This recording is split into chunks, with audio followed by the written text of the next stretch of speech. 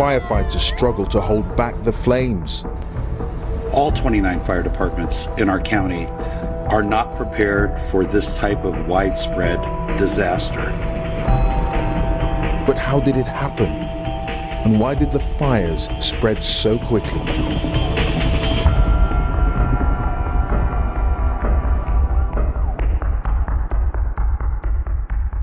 Good evening. This is breaking news on Global Watch. I'm Damia, reporting live from our Kuala Lumpur studios. Tonight, we turn our attention to Los Angeles, where unprecedented wildfires have ravaged communities, claiming life and destroying thousands of homes. A recent study by a World Weather Attribution confirms that climate change has made such devastating fires 35% more likely. We now go to our correspondent CJ, who is in the ground. Thank you, Damia. I'm here in Pacific Palisade area, one of the hardest hit area in Los Angeles. The fire, which erupted in early January, have resulted in over 30 fatalities and the destruction of more than 10,000 homes.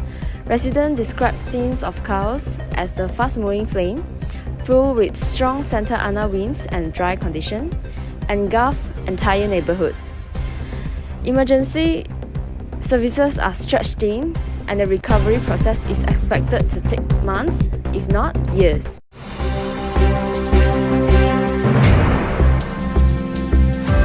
Can you describe what happened the night that fire reached your neighborhood? Yeah. First thing that I see at the night is the night was turning fire. We noticed a strange orange glow around 10 p.m. and within an hour, smoke has filled the sky. So, we grabbed what we could and we leave immediately. Yeah.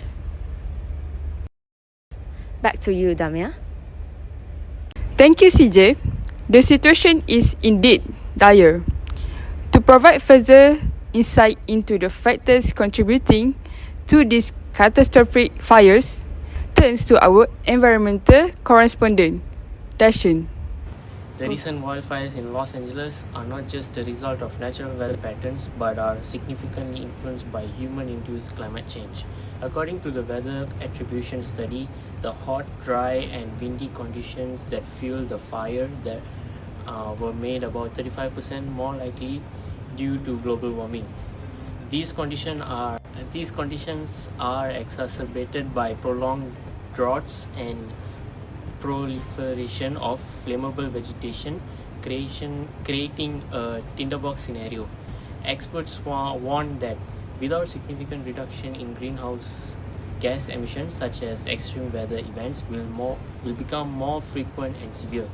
The community's resilience is being tested, and the path to recovery will require coordinated efforts at all state and federal levels. Los Angeles wildfires serve as a stark reminder of the tangible impacts of climate change. As communities begin the arduous process of rebuilding, the need for proactive environmental policies and disaster preparedness has never been more apparent. For continuous update on this story and ways you can assist those affected, visit our website. I'm Damia, and this has been Breaking News on Global Watch. Thank you for joining us.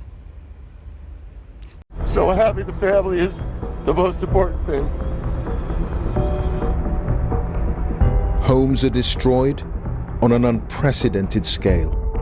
People would normally be driving up and down here with surfboards on top of their cars, ready to enjoy a day at the beach. But right now, it just looks like some sort of apocalypse.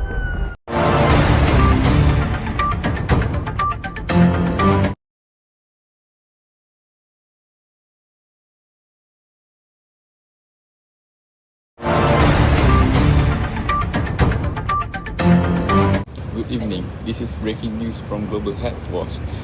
I'm Anas, reporting live from Kuala Lumpur studio.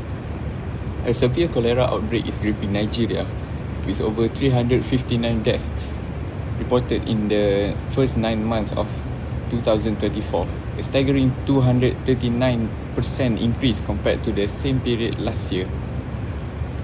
The outbreak has been exacerbated by widespread flooding and inadequate access to clean water, particularly affecting children under 5. Now, we go live to our correspondent, Darshan, who is in Lagos, Nigeria, commercial capital and one of the hardest hit areas. Thank you, Anas. I'm here where the cholera outbreak has reached alarming levels. As of late June, the city reported 43 confirmed cases and 29 deaths with 579 suspected cases. This situation is dire with many residents lacking access to clean drinking water and proper sanitation facilities. Health officials are overwhelmed and the risk of further spread remains high. Back to you, Anas. What is the water situation like here right now? Do you have access to clean drinking water? No, we don't. The only source is a contaminated stream nearby. The water smells so bad. But we have no other option. We boil it when we can, but fuel is too expensive. Thank you, Darshan. The crisis extends beyond Lagos. In northern Borneo State, severe flooding has displaced nearly 2 million people, creating ideal conditions for cholera to spread. Our reporter, Fawaz, is on the ground in Borneo with more details. In Borneo State, the situation is critical. Flooding has contaminated water source and overcrowded shelter lack adequate sanitation. The International Rescue Committee report that cholera treatment units are overwhelmed, with beds at full capacity. Efforts are underway to distribute oral cholera vaccine and provide clean water, but challenge persists due to the scale of displacement and infrastructural damage. The cholera outbreak in Nigeria underscored the urgent need for improved infrastructure, access to clean water, and robust public health intervention. International organizations including WHO and IRC are working alongside Nigerian authorities to contain the outbreak and prevent further loss of life. For more information on how to help or stay informed, visit our website. I'm Anas. This has been breaking news on Global Health Watch. Thank you for joining us.